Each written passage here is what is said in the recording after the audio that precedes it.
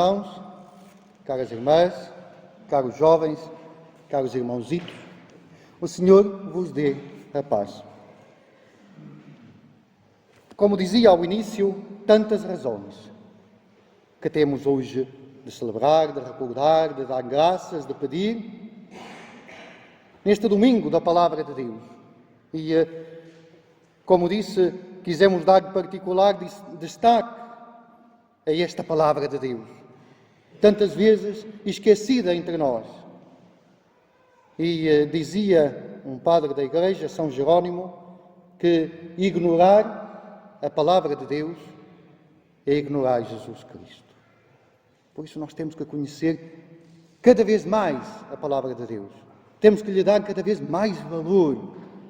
E esta palavra que escutamos ajuda-nos a viver, como dizia, este domingo. Este domingo que é também, estamos também no coração da oração pela unidade dos cristãos. Escutamos como a palavra de Deus, principalmente a segunda leitura, São Paulo alerta para esta unidade cada vez mais necessária. Para que não é possível que a Igreja esteja dividida, porque não se pode dividir Jesus Cristo. E estamos a rezar, principalmente pelos mais jovens, pela Jornada Mundial da Juventude, como certamente todos sabem, este ano, do dia 1 ao dia 6 de agosto, teremos em Lisboa, com a presença do nosso Papa Francisco, a Jornada Mundial da Juventude. São esperados mais de 1 milhão de jovens. A importância de lhes anunciar o encontro com aquele. Porque para isso servem as jornadas, para isso serve tanta coisa. Ou é para encontrar aquele que verdadeiramente dá sentido à nossa vida. Aquele que conhece o coração do homem, que conhece o homem e que desde sempre o quer redimir, o quer salvar, lhe quer dar o sentido profundo. É para isso. E por isso estamos a rezar. E convido-os todos a rezar por esta Jornada Mundial da Juventude, para que seja verdadeiramente um tempo de encontro. Como dizia, temos todas estas razões e mais algumas, e aquelas que trazemos no nosso coração para celebrarmos o nosso domingo. E a Palavra de Deus vem sublinhar isso. A primeira leitura, que anuncia já esta luz, que vem para os povos, terra de Zabulão, terra de Neftali, este povo que andava nas trevas, viu uma grande luz, que é Cristo. E o Evangelho revela já cumprido. Então, irmãos, os desafios deste domingo. Em primeiro lugar, desafio-vos a voltar a ler esta palavra, porque é impossível. Teríamos homilia para uma semana, se tivesse que aprofundar cada ponto desta palavra. Mas vocês têm uma semana para voltar a esta palavra, para voltar a ler, para encontrar as maravilhas que ela diz. O profeta Isaías é magnífico, manda subir o coração, manda viver a alegria.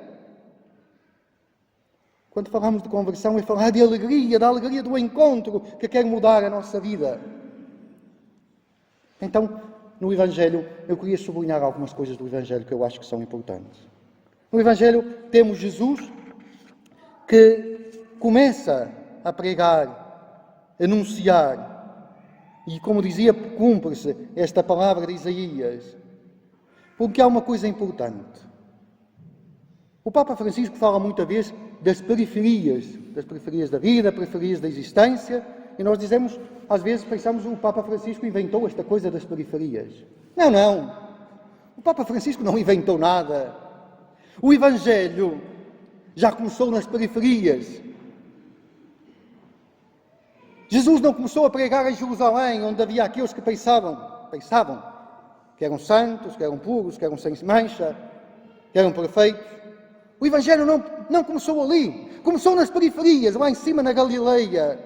A Galileia dos gentios, que era um povo de passagem, que era uma mistura, que alguns judeus diziam que aqueles não são nem uma raça pura, nem uma religião pura. Mas o Evangelho começou a ser anunciado ali, nas periferias.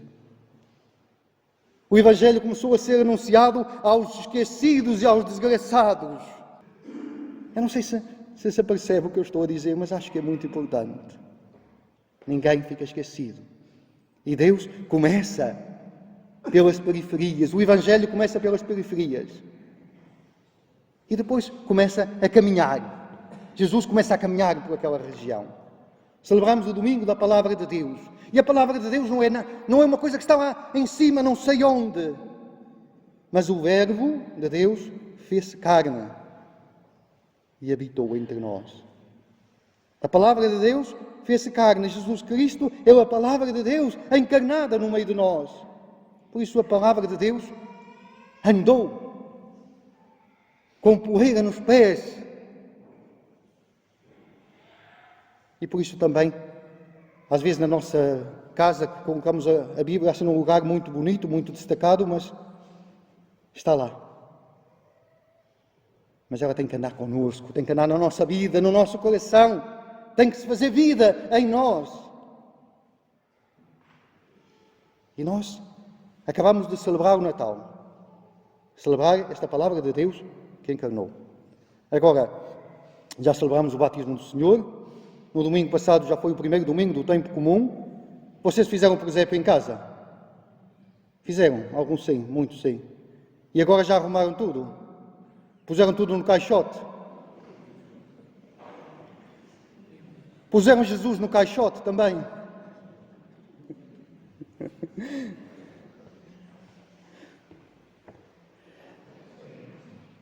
Às vezes vem o Natal e Jesus, depois vai ao tempo comum, vai para o caixote.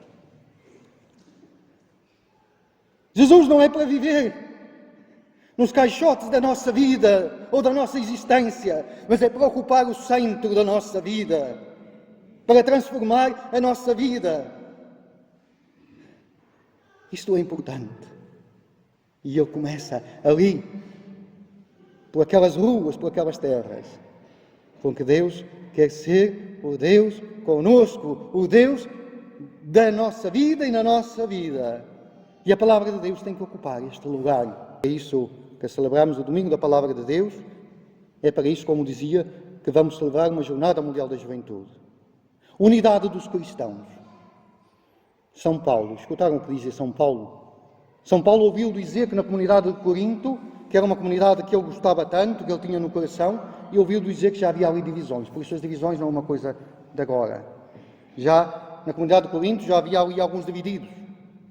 Um dizia, eu sou do Paulo. Outro dizia, não, eu sou do Apolo. Outro dizia, não, eu sou do Pedro.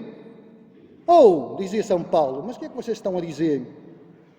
Foi em nome de Paulo ou de Pedro que vocês foram batizados? Foi Paulo ou Pedro que vos salvou?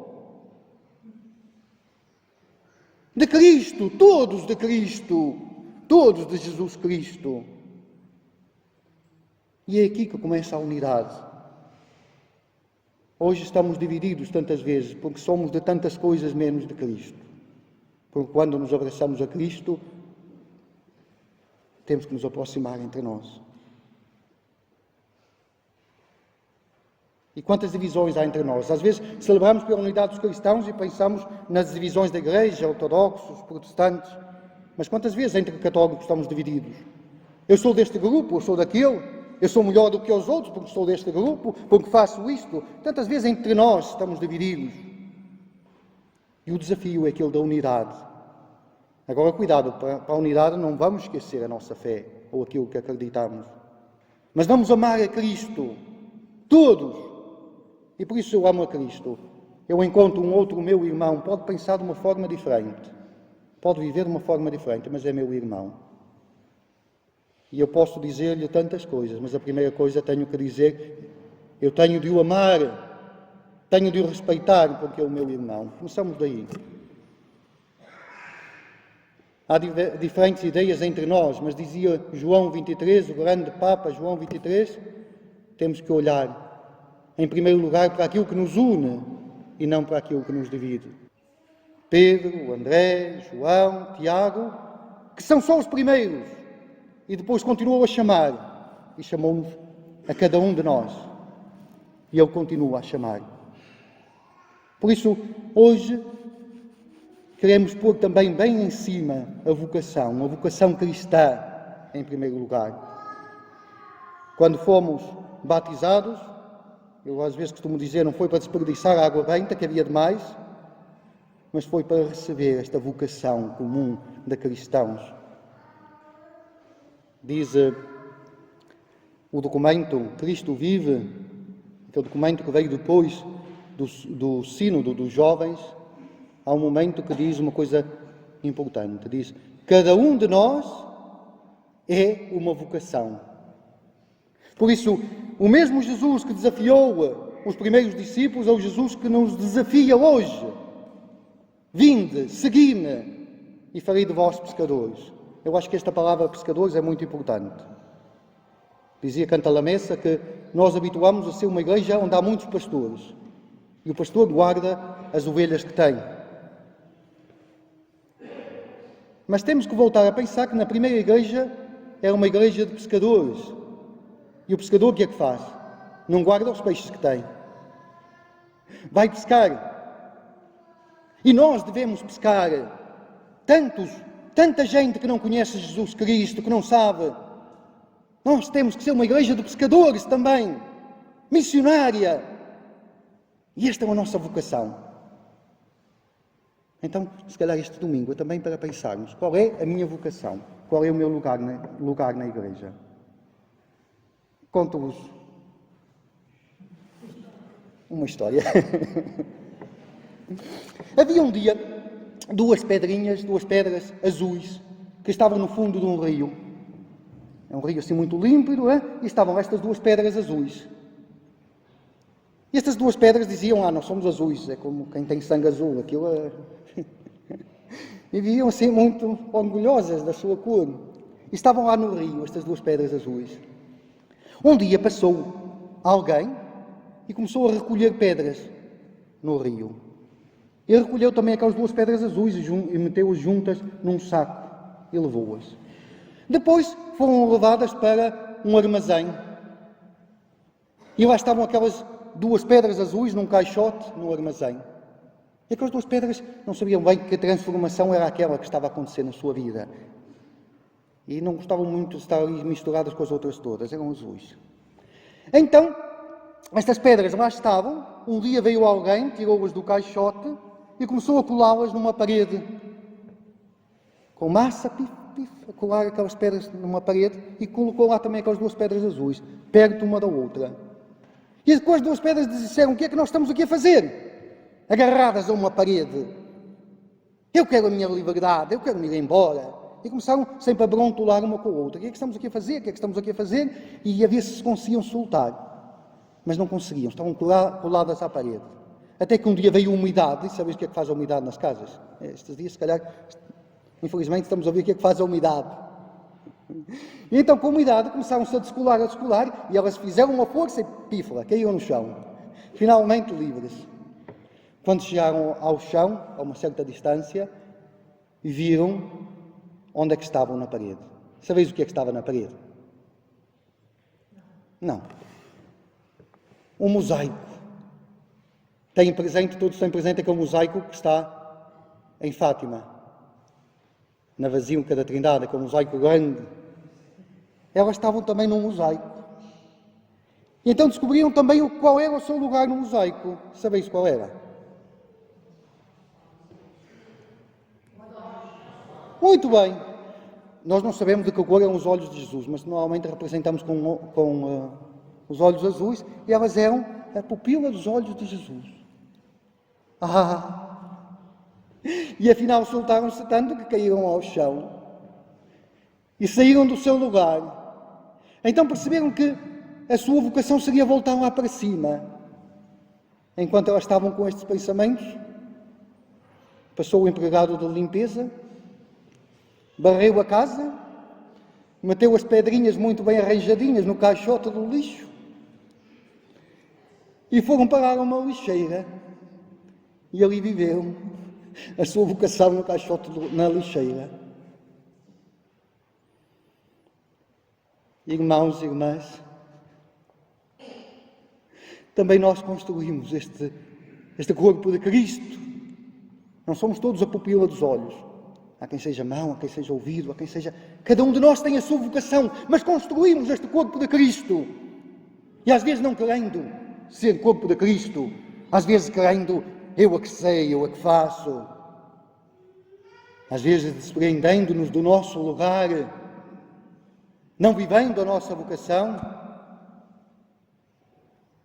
A quantas lixeiras vamos parar? Às vezes vamos parar uma lixeira. Por isso, é importante estarmos aqui, para descobrir essa vocação. Estamos aqui para descobrir o rosto do amor de Cristo, que nos quer colocar no nosso lugar, à altura do nosso lugar. Tudo para viver a alegria do Evangelho. E há uma palavra que eu não sublinhei, mas que é muito importante. Deixo-a aqui e convido-os a pensar ao longo destes dias. Aqui está escrito arrependei-vos, mas em grego é metanoia, conversão. Quando encontramos o amor, mudamos. Conversão quer dizer isso, mudar. Mudar à luz de Cristo. Que o Senhor nos ajude a essa conversão. Seja louvado o nosso Senhor Jesus Cristo.